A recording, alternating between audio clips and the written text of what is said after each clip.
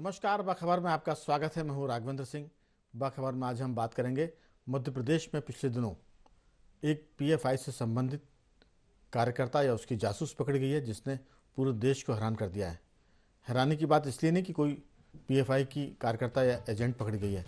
हैरानी की बात यह कि वो हिंदू मुसलमान से जुड़े मुद्दों की रिकॉर्डिंग करके पीएफआई के हेड ऑफिस भेजती थी और पीएफआई के नेताओं को बताती थी। जिस पीएफआई पर केंद्र सरकार ने प्रतिबंध लगाया है देश विरोधी गतिविधियों के चलते, उस पीएफआई का अभी तक एक्टिव होना ये बताता है कि उसके इरादे नेक नहीं है और वो अभी भी सरकार के नियंत्रण से बाहर है, यानी प्रतिबंध की कड़ी शर्तें और उसमें लगना बाकी है।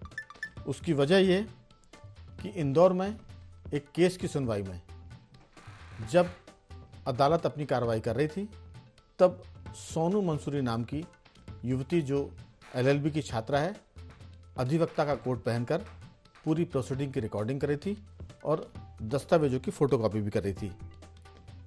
इस पूरे मुद्दे पर हम इसलिए भी बात करना चाहेंगे क्योंकि मध्य प्रदेश में सिमी नाम का संगठन पहले से एक्टिव है और उसकी देश विरोधी गतिविधियां भी सारे देश को पता है और इसके चलते सिमी पर भी प्रतिबंध लगा था। और मध्य प्रदेश में सिमी के गिरफ्तार किए गए जो आरोपी थे, जो सजायाफ्ता लोग थे, वो जेल तोड़ने के बाद पुलिस मुठभेड़ में मारे गए थे।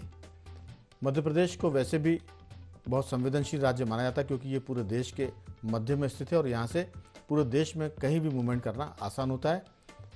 ये सब बातें बताती हैं कि पीएफआई का जो कनेक्शन है मध्य प्रदेश में बहुत गहरा है। चर्चा शुरू करें उसके पहले आपको सुनवाते हैं इस मुद्दे पर जो लीडर्स लोग हैं उनका क्या कहना है, ताकि हम इस चर्चा को आगे बढ़ाएं। सुनते हैं नेताओं की राय। जिला न्यायालय में सेशन कोर्ट में एक महत्वपूर्ण मामले की पैरवी के दौरान एक महिला जो कि अभिभाषक के रूप में वहां उपस्थित थी, जो कि संपूर्ण प्रोसीडिंग की वीडियो रिकॉर्डिंग कर रही थी, जिस पे शंका होने पे मैंने और मेरे साथियों द्वारा उसे न्यायालय परिसर से बाहर ले जाकर उससे पूछताछ करी, जिसमें उसने बताया कि वो अपने सीनियर के कहने पर संपूर्ण मामले की रिकॉर्डिंग कर रही है, जिस पर हमें शंका हुई। हमने उसका आईडी कार्ड वगैरह चेक करा, जिसमें प्रथम दृष्टया तो फर्जी ही दिखा।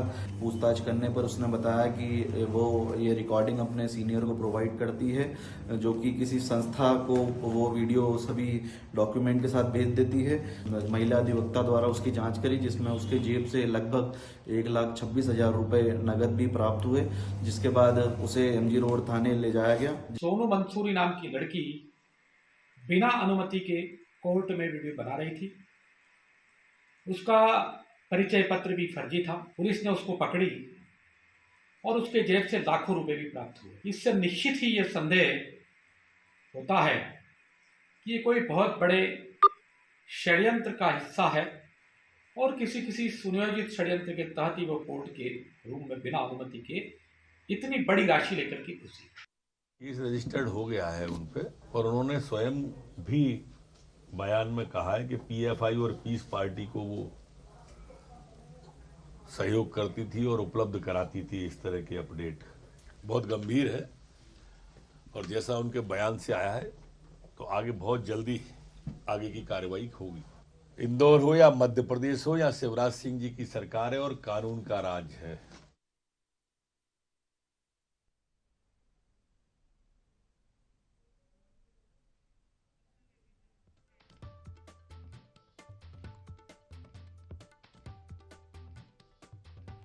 तो हमने देखा कि किस तरह से लगभग 3 लाख रुपए की बरामदगी और जिस अधिवक्ता ने उनको वीडियो की रिकॉर्डिंग करने का था उनकी भी पुलिस तलाश कर रही है।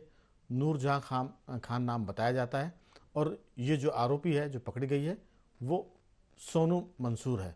इस पूरे मुद्दे पर विस्तार से बातचीत करने के लिए हमारे साथ मौजूद है स्टूडियो में वरिष्ठ पत्रकार आशीष दुबे जी, स्काइप पर जुड़े हैं हमारे साथ हमारे पत्रकार साथी देवदत्त दुबे जी और दूसरे साथी जुड़े हैं स्काइप पर पत्रकार डॉक्टर राहुल रंजन। आप सभी का बहुत बहुत स्वागत है। चर्चा की शुरुआत आशीष जी आपसे कि पीएफआई एक समय देश की एक ऐसी गैर राजनीतिक संस्था थी जो सामाजिक मुद्दों पर, कानून से जुड़े मुद्दों पर जन आंदोलन करती थी और लोगों में जागृति लाती थी, लेकिन इसके बाद जो उनका असली चेहरा सामने आया वो बहुत चौंकाने वाला और डराने वाला था। इसकी शुरुआत वैसे हुई थी अगर हम दिल्ली की बात करें तो सीए और एनआरसी के मुद्दे पर जो शाहीन बाग पर एक आंदोलन हुआ था, लंबे समय तक चला था, उस आंदोलन को लीड करने वालों में पीएफआई के लोग ही शामिल थे। ये भी कहा जाता है कि पीएफआई को फॉरेन फंडिंग होती थी और लगभग 100 करोड़ रुपए उससे मिले थे देश भर में शाहीन बाग बनाने के लिए, ताकि देश में इस मुद्दे पर अशांति हो और हिंदू और मुसलमानों को लड़ाया जा सके। कभी कभी तो ये बातें भरोसे लायक नहीं लगती थी, लेकिन जब इस पर कार्रवाई हुई, छापे की कार्रवाई हुई और जो दस्तावेज मिले वो बताते थे कि सन 2047 के आसपास, वैसे तो जो उनके पास से कागज़ मिले हैं, दस्तावेज, वो बताते हैं कि सन 2047 तक भारत को इस्लामिक देश बनाने का उनकी योजना थी। नाम था पीएफआई यानी पॉपुलर फ्रंट ऑफ इंडिया, लेकिन काम वो कर रही थी इस्लाम के लिए, देश में अलगाववाद के लिए और काफ़ी हद तक आतंकवाद के लिए। आशीष जी, आपकी राय कि पीएफआई इतनी खतरनाक अगर थी तो इसको पहले क्यों नहीं पकड़ा गया, और अगर अब वो पकड़ में आई है तो उसकी गतिविधियां क्यों नहीं रुक पा रही है, ये कितनी खतरनाक है देश के लिए, आपकी राय? पीएफआई का जो चीजें सामने आई हैं तो ये कहा गया है कि पीएफआई अपने सदस्यों का रिकॉर्ड नहीं रखती है। उसका उसमें ये एक उनकी एक चालाकी या उनकी रणनीति जो भी कह लें, वो ये होती है कि इसकी वजह से जब कोई इस तरह की घटनाएं होती हैं जहां गड़बड़ियां होती हैं तो पुलिस को उनको पकड़ने में, उनको खोजने में बड़ी मुश्किल हो जाती है। तो ये एक उनका जो चीज़ें जांच में सामने आई थी, ये सबसे चौंकाने वाली थी और ये सब बहुत परेशान करने वाली थी। तो जब ये गतिविधियां, मुझे लगता है इस तरह से इन्होंने जो चलाई पिछले 5, 7, 8 साल में ज़्यादा चली हैं। हालांकि पीएफआई का जो गठन है वो 17, 18 साल पहले हुआ है, हालांकि उसके पहले दूसरे नाम से भी चलते थे जी। तो 3 मुस्लिम संगठनों को बना के फिर पीएफआई बना 16, 17 साल पे। तो पीएफआई के साथ समस्या, पीएफआई को लेकर जो समस्या है वो यही है कि उसको अभी भी जब उसकी छापेमारी हुई है कई जगहों पर, उसका रिकॉर्ड जब्त किए हैं, तो वो बड़ा मुश्किल होता है कि उसको आइडेंटिफाई करना लोगों को। तो अब चूंकि ये चीज़ बहुत हद तक इस्टेब्लिश हो गई है कि उनकी गतिविधियां खराब थीं, तो वो चीज़ें सामने, मुझे लगता है जो जांच चल रही है, बहुत सारी एजेंसियां जांच कर रही हैं, तो बहुत सारी चीज़ें और भी सामने आएंगी। लेकिन ये इसमें कुछ चीज़ें उसका जो देखने वाली होंगी कि जो केरल सरकार ने जो हलफनामा कोर्ट में दिया था उसमें उन्होंने ये कहा था, तकरीबन वो भी 10 साल पुरानी बात है करीब, उन्होंने ये भी कहा था कि पीएफआई जो है वो एक्चुअली सिमी ही है कहीं ना कहीं। यानी ये कह लें कि जो सिमी पे प्रतिबंध लगा तो सिमी के लोग उसमें शिफ्ट, हाँ, सिमी से एक कदम आगे है, हाँ, सिमी के लोग उसमें शिफ्ट हुए, मर्ज हुए, जो कहना उस विचारधारा के लोग पीएफआई में जाके काम करने लगे। तो ये मिला जुला एक संगठन का जो एक वो ये बड़ा खतरनाक, इसका जो पूरा कॉकटेल बना है वो बड़ा खतरनाक सा किस्म का है। और एक ये संगठन जब बना था और जिस उद्देश्य को लेके चला था, वो उद्देश्य तो अगर घोषित तौर पे जो उद्देश्य किए गए थे, यदि वो होता तो इसका स्वरूप और इसका प्रभाव कुछ और होता, लेकिन अब ये दुष्प्रभाव में आ गया, इसके उद्देश्य गलत हैं, उद्देश्य भटके हुए हैं। तो इस स्थिति में अगर सरकार के पास पर्याप्त सबूत हैं और पर्याप्त चीजें सामने हैं तो जो एक्शन है वो सही है। लेकिन इसके साथ एक चीज और भी आई है, दक्षिण भारत के कुछ राज्यों में ये बात भी आई है कि पॉलिटिकल जो पार्टियां हैं वो कहीं ना कहीं इनसे मदद लेती हैं, क्योंकि पीएफआई ने अपना एक राजनीतिक संगठन भी बनाया है, एसडीपीआई। तो वो जो है social democratic party of India, जो उसका जो वहां पे प्रभाव है कुछ राज्यों में, वहां पे खासतौर पे कर्नाटक में है जी। तो वो जो दिक्कतें हैं, उसने स्थानीय निकाय के चुनाव लड़े हैं वहां पर, भोपाल से भी उसका एक प्रत्याशी खड़ा हो चुका है। तो स्थानीय निकाय चुनाव में जो उसको सफलताएं भी मिली हैं, तकरीबन 2019 में शायद उसने 121-22 सीटें जीती हैं वहां पर। तो वो जो उसका एक वो संगठन एक है, उसको लेकर एक पॉलिटिकल गुणाभाग भी है कि कुछ लोग उससे मदद लेने की स्थानीय स्तर पे कोशिश करते हैं। अभी तक तो ये होता था कि कोई आतंकवादी संगठन है, उसको आतंकवाद के नाम पर सरकार नियंत्रित करती थी जी। लेकिन आतंकवादी संगठन ने भी वायरस की तरह अपने आप को अपडेट किया है। बिल्कुल। अब वो कई रूपों में है। पीएफआई का एक संगठन जो सोशल वर्क में काम करता है, उसी की एक विंग पॉलिटिकल उसमें काम करती है, उसी की तीसरी विंग ऐसी भी है कि जो एक्टिविस्ट के बीच काम करती है, उसकी चौथी विंग ऐसी है कि जो एडवोकेट्स के रूप में काम करती है, और वो पीएफआई के जो लोग पकड़े जाते हैं उनके लिए वो कानूनी मदद भी देती है और उसके लिए वो वकील भी उपलब्ध कराती है। तो अब ये कई चेहरे लगाकर आ गए हैं। तो हमें लगता है कि इसमें सिर्फ जो पहले आतंकवादी संगठन थे वो केवल बंदूक लेके लोगों को डराते थे, धमकाते थे, आतंक फैलाते थे। अब ये इस किस्म का है कि जो लोगों को पॉलिटिकली मोटिवेट करता है, वो स्टूडेंट्स के बीच में जाके उनको भी शामिल करता है अपने गिरोह में। उनका महिला और छात्र संगठन भी है। बिल्कुल। तो ऐसे कई फ्रंट है। डॉक्टर राहुल रंजन, ये जो सारा मामला पीएफआई का है, हमें लगता है कि ये देश में जितने भी आतंकवादी संगठन है उसमें सबसे ज़्यादा मॉडरेट है, सबसे ज़्यादा आधुनिकता के साथ आया है। ये केवल बंदूक चलाने के लिए नहीं है, ये इसकी पॉलिटिकल विंग भी है, और इसके साथ साथ ये ऐसी चीज़ें भी हैं कि जो लोगों को समझाने में भी काम करते हैं। जैसे कई बार धर्मांतरण के नाम पर, कई बार आतंकियों को अपने गिरोह में शामिल करने के नाम पर। तो ये जो मामला है ये ज़्यादा संजीदा है, ज़्यादा खतरनाक है और ज़्यादा पेचीदगी भरा है, क्योंकि जैसा आशीष जी बता रहे हैं कि वो अपने संगठनों की सूची नहीं बनाते, यानी उनके पास कोई रिकॉर्ड नहीं कि आप उनके लोगों को पकड़ पाएँ। तो ऐसे में जो खुफिया एजेंसियाँ हैं, जो जांच करने वाले दूसरे जो विंग है, उनके लिए बहुत मुश्किल है। मुझे लगता है कि इसमें जो आम आदमी है उनको भी सरकार की एजेंसियों को मदद करना चाहिए, क्योंकि ऐसे लोग, जो ऐसे संगठन जो हिडन होते दिखते नहीं है, ज़्यादा खतरनाक है, और पीएफआई उसमें से एक है। आपकी राय? रविंद्र जी, जो सवाल आपने उठाया है कि आम आदमियों को इन आतंकवादी संगठनों से सचेत रहना चाहिए, पहली चीज तो ये है कि सही है कि आतंकवादी संगठनों ने अपना स्वरूप बदल लिया है। अब ये इस स्वरूप में आ गए हैं कि सामाजिक सेक्टर में भी चले गए हैं, राजनीतिक सेक्टर में भी चले गए हैं, और तीसरा सबसे महत्वपूर्ण बात है कि ये शिक्षा के क्षेत्र में भी प्रवेश कर चुके हैं। कई विश्वविद्यालयों में और महाविद्यालयों में कई ऐसे छात्र हैं जो धर्मांतरण को लेकर के पीछे पड़े हुए हैं। मेरी ही निगरानी में और मेरे ही जानकारी में ये आया है कि कई विश्वविद्यालयों में मध्य प्रदेश के ऐसे छात्रों का प्रवेश हो चुका है जो इस मुहिम में लगे हुए हैं। क्या यदि ऐसे छात्रों की या ऐसे लोगों की, युवकों की, यदि पुलिस को या स्थानीय प्रशासन को सूचना दी जाती है, तो सबसे बड़ी बात यह है कि जो सूचना देता है वही संदेह के घेरे में खड़ा हो जाता है। गुपचुप वाली बात नहीं होती। ये बात सच है कि लोगों को ये समझ में आ रहा है कि कौन लोग किसके लिए काम कर रहे हैं और ये किसके लिए काम किया जा रहा है। लेकिन यहाँ पुलिस को भी सचेत होना पड़ेगा और आम जनता की मदद करना पड़ेगी, तब जाकर के इसका पर्दाफाश हो पाएगा। राहुल जी, है ना? जहाँ तक जी। पुलिस की बात है, मैं आपकी बात को रोक रहा हूँ। राज्यों की पुलिस की बात है, वो इन तमाम मुद्दों पर चादर तानकर सोती है। उनको हेलमेट की वसूली, दूसरे कामों से फुर्सत कम मिलती है। वीआईपी ड्यूटी करते हैं, हेलमेट की चेकिंग करते हैं, और उसके बाद वो जो भी कुछ मोहल्ले के झगड़े होते हैं उसको निपटाते हैं। ये तो जो आईबी इंटेलिजेंस ब्यूरो है या दूसरी जो एनआईए संस्था है, जिनके ऑफिस राज्यों के राजधानी में खुले हैं, उनसे कनेक्ट होने की ज़रूरत है, ताकि ये चीज़ें उन तक पहुँचे। अगर जिला पुलिस को बताई जाएगी तो वो अपराधियों के पास पहले जानकारी पहुँचेगी कि हमको डॉक्टर राहुल रंजन ने ये जानकारी दी है, तो वो आपको भी टारगेट करेंगे। तो जहाँ तक लोकल पुलिस की बात है, उसकी जो कार्य क्षमता वो संदिग्ध है। भोपाल की बात करें तो थाने के पास में, ऐशबाग स्टेडियम के पास में पिछले 4-5 सालों से एक बांग्लादेशी संगठन काम कर रहा था आतंकवादियों का, वो पकड़ा गया, लेकिन लोकल पुलिस को मालूम नहीं था। इंदौर की हम बात करें तो इंदौर में ये दूसरी घटना है।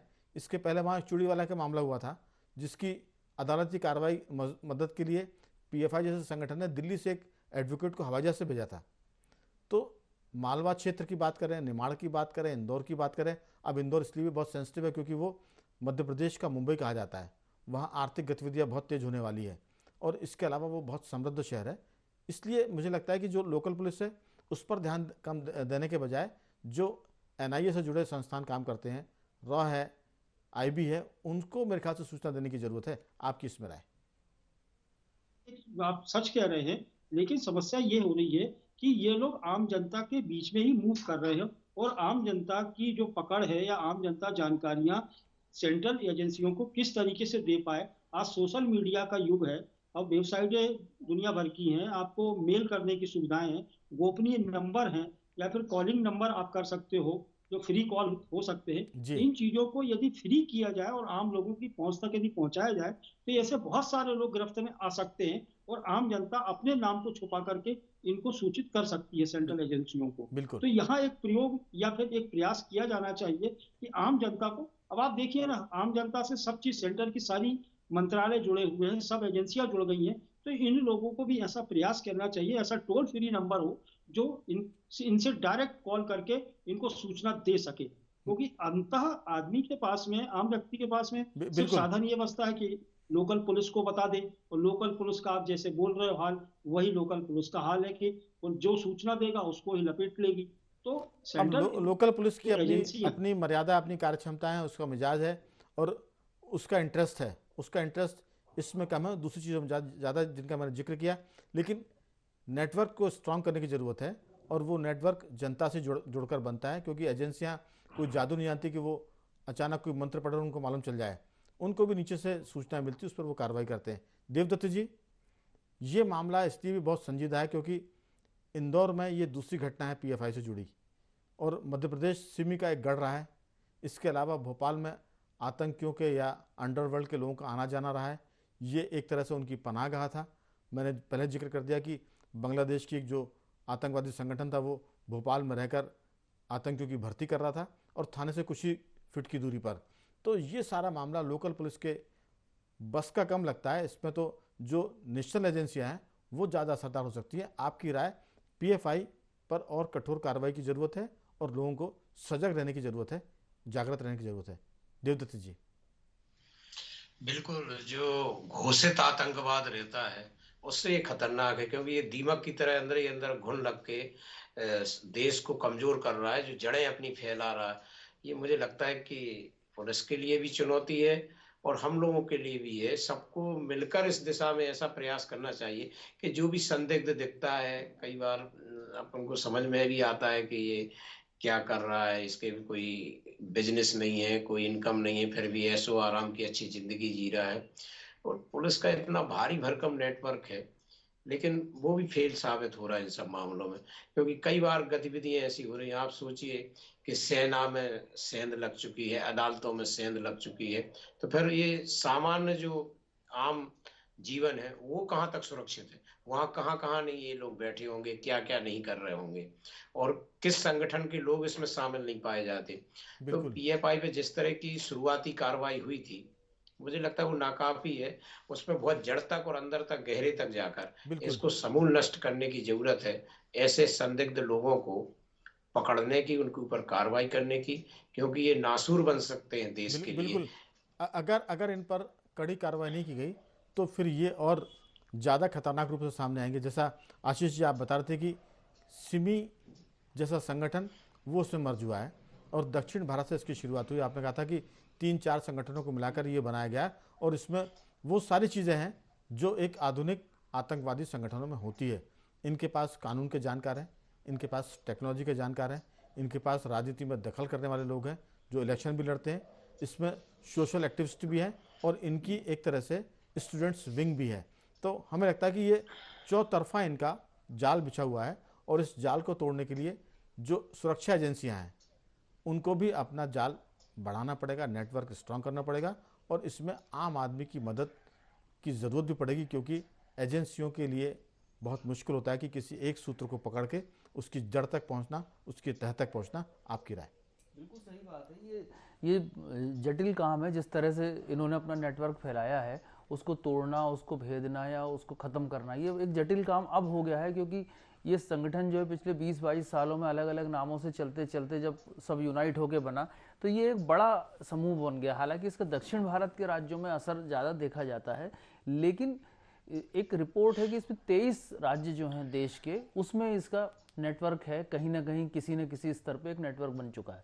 तो ये जो जड़ तक पहुंचने की इस बात है, ये बिल्कुल सही है और ये सरकार, ये यहाँ पर ये भी इसमें माना जाएगा कि जो हमारा जो इंटेलिजेंस है या जो भी सर्विसेज हैं इस तरह की इन चीज़ों को देखने, कहीं ना कहीं वो भी एक छोटी मोटी लापरवाही, बड़ी लापरवाही किसी स्तर पे हुई होगी, जिसकी वजह से ये फैलता चला गया। बिल्कुल। ये समस्या ठीक वैसी जैसे नक्सलाइट समस्या भी है। ये बात अलग है, शहर और गांव दो अलग चीज़ें होती हैं, लेकिन नक्सल विचारधारा भी इसी तरह फैली और वो आम आदमी जो है, लोग देखा ही गया है कि वो सामान्य जनजीवन में शामिल है और उनकी विचारधारा नक्सली है और वो नक्सली हैं। तो इसी तरह से ये जो है पीएफआई, सिमी या एसडीपीआई जो जिस तरह से इनका फैलाव हुआ है, तो ये जो चीज़ें हैं, तो इनके जो आपराधिक जो चीज़ें हैं, आपराधिक पार्ट जो है, उसको तो जड़ से ख़त्म करना है, लेकिन जो सामाजिक संगठन है और जो राजनीतिक संगठन और सरकार और दल सब हैं, उनको भी समस्या की जड़ में जाना पड़ेगा, क्योंकि कानून व्यवस्था के तहत उनको कुचलना, दबाना बिल्कुल जायज़ है, सही है, लेकिन ये फैल क्यों रहा है, लोगों में भावना क्यों आ रही, इसको भी देख कर के इसको दो तरफा तरीके से इसको खत्म करना होगा। क्योंकि अब विचारधारा जब फैलती चली जाएगी तो भी समस्या है, कहीं ना कहीं जैसे आजकल अर्बन नक्सली एक शब्द चलता है, तो ये उस तरह की स्थितियां बनेंगी। तो देखिए, दोनों चीजों पर इस पर एक साथ काम यदि होता है, इसमें तो सबसे पहले तो कठोरता की जरूरत है, क्योंकि बिल्कुल कठोरता तो पहली ही। ये इंटरनेशनल मामला है, ये देश का मामला नहीं है। ये अंतर्राष्ट्रीय, और पीएफआई को फॉरेन फंडिंग होती है। इसका मतलब विदेशी ताकतें इस तरह की संस्थाओं को चलाने में मदद करती है। तो केंद्र सरकार का काम है कि वो विदेशी फंडिंग को रोके, उनके तार कहाँ जुड़े उसको चेक करे। और जो राज्यों की बात है, तो इसकी एक ही विचारधारा है कि कठोरता से अगर आप इसको शुरू में, वैसे आपने बताया कि करीब 20 साल से ये सक्रिय है, लेकिन अभी ये ज़्यादा उभर के आया है एनआरसी और सीए के मुद्दे के बाद जो आंदोलन चले थे दिल्ली में। इसमें कहीं ना कहीं कठोरता पहले है, क्योंकि कठोरता बरती जाएगी तब जो उससे नए जुड़ने वाले लोग हैं वो डर के मारे उनसे जुड़ेंगे नहीं, क्योंकि पुराने जो लोग हैं वो तो उसमें रच बस गए। उनको गिरफ्तार करना, उनको कानूनी रूप से तोड़ना और उनका ब्रेन वॉश करना, ये काम अलग है, लेकिन नए लोग ना जुड़ें। बिल्कुल, क्योंकि ये तो प्रतिबंध के बाद ये घटना हुई है कि वो अदालत की कार्रवाई की रिकॉर्डिंग कर रही है। 3 लाख रुपए उसके पास से मिले हैं। उसकी जो वकील थी नूरजा खान वो गायब है, और उसके कनेक्शन कहाँ, ये बहुत सारी चीज़ें इसकी जांच पड़ताल में आएगी। लेकिन राहुल जी बहुत संक्षेप में जानना चाहेंगे कि इस पूरे मामले में, जैसा आशीष जी कह रहे हैं कि 2 तरफा कार्रवाई की जरूरत है, हमारा मानना है कि 2 तरफा कार्रवाई जरूर की जाए, लेकिन सबसे पहले कठोर कार्रवाई की जरूरत है, क्योंकि जब तक ऐसे लोगों में भय पैदा नहीं होगा तब तक नए लोगों से जुड़ने से हिचकिचाएंगे नहीं। आपकी राय? राघवन जी, एक ही चीज है, यदि ऐसे लोग कहीं ना कहीं से किसी राजनीतिक दल के या किसी नेता के साथ में जुड़े हुए हैं जी, और ये जाहिर नहीं हो पा रहा, जब तक कि इनका राजनीतिक संरक्षण या सपोर्ट बंद नहीं किया जाएगा, तब तक इन लोगों पे कार्रवाई करना या कठोर कार्रवाई करना बड़ा मुश्किल है। क्योंकि इन लोगों ने धार्मिक संगठनों में, सामाजिक संगठनों में और राजनीतिक संगठनों में अपनी पकड़ मजबूती के साथ में जमाना शुरू कर दिया, और ये फैल रहे हैं, और इनको तीनों जगह से समर्थन मिल रहा है। बिल्कुल, सामाजिक समर्थन भी मिल रहा है, एकदम धार्मिक सपोर्ट भी मिल रहा है, और राजनेता भी चौतरफा कार्रवाई करने की जरूरत फाइनेंस है। का मामला है। बिल्कुल राघवेंद्र जी, सीधी सीधी बात है कि इनके पास इतना पैसा है कि फंडिंग इतनी तगड़ी है इनके पास में कि किसी भी व्यक्ति की विचारधारा को बदलने के लिए सक्षम है। तो पहले वो तोड़ निकालना पड़ेगा कि इनको से कहां से मिल रही है, ठीक, तब जाकर के कठोर कार्रवाई की जा सकती है। आपकी राय? क्योंकि नरोत्तम मिश्रा जी कह चुके हैं शिवराज का राज है और यहाँ कोई आतंकवादी गतिविधियां पनप नहीं सकती, ना फलेगी फूलेगी। आपकी टिप्पणी बहुत संक्षेप में। देखिए, कहने से नहीं होगा, जब तक ये गतिविधियां दिखे ना, पकड़े ना जाए प्रदेश में, तब ये समझ में आ जाएगा। उसके लिए कहने की जरूरत नहीं है, क्योंकि इसको तुरंत और काबू पे लाने, जब आप प्रतिबंध लगा चुके और उसके बावजूद यदि अदालत जैसे संवेदनशील स्थान पर ऐसा संदिग्ध गतिविधियां चल रही हैं, तो ये क्या कहा जाए इसके लिए। मुझे लगता है कि इस पे वाकई में जड़ मूल से खत्म करने के लिए ठोस प्रयासों की जरूरत है, क्योंकि ये बहुत ही ज्यादा देश के लिए खतरनाक स्थिति है कि अंदर ही अंदर लोग अपनी जासूसी करें और कोई भी क्षेत्रों से अछूता ना रहे जो संवेदनशील है, सुरक्षित स्थान है। तो सामान्य जगहों की तो और क्या कर रहे होंगे इन लोग, कल्पना कर सकते हैं। इसमें वाकई में जब तक कठोर कार्रवाई नहीं होगी, जैसे आम अपराधियों के बुलडोजर चला के मकान गिराए जाते हैं, जो शीर्षक इनके पकड़े गए, जो फंडिंग करते हैं, जब तक उन पर चोट नहीं करोगे तब तक भय पैदा नहीं होगा। तो कुल मिलाकर कह सकते हैं कि ये पीएफआई आतंकवाद है कि अलगाव? हमारा मानना है कि ये आतंकवाद भी है और अलगाव भी है। इसको रोकने के लिए कठोर कार्रवाई की जरूरत है। जो कार्रवाई की जा रही है वो प्रतिबंध से आगे बढ़ के होनी चाहिए। तीनों मेहमानों का मैं धन्यवाद करूंगा। राहुल जी आपका भी, देवदत्त जी आपका भी, और आशीष जी आपका भी बहुत बहुत साधुवाद कि आपने इस चर्चा में हिस्सा लिया। कुल मिलाकर इंदौर शहर संवेदनशील है, वो आर्थिक राजधानी भी मध्य प्रदेश की, और उसके कनेक्शन भी अंतर्राष्ट्रीय स्तर पर है, क्योंकि वहाँ इंटरनेशनल फ्लाइट भी आती है। तो बाखबर में आज सिर्फ इतना ही। कल किसी और मुद्दे पर बात करेंगे, तब तक बने रहिए हमारे साथ और देखते रहिए IND24।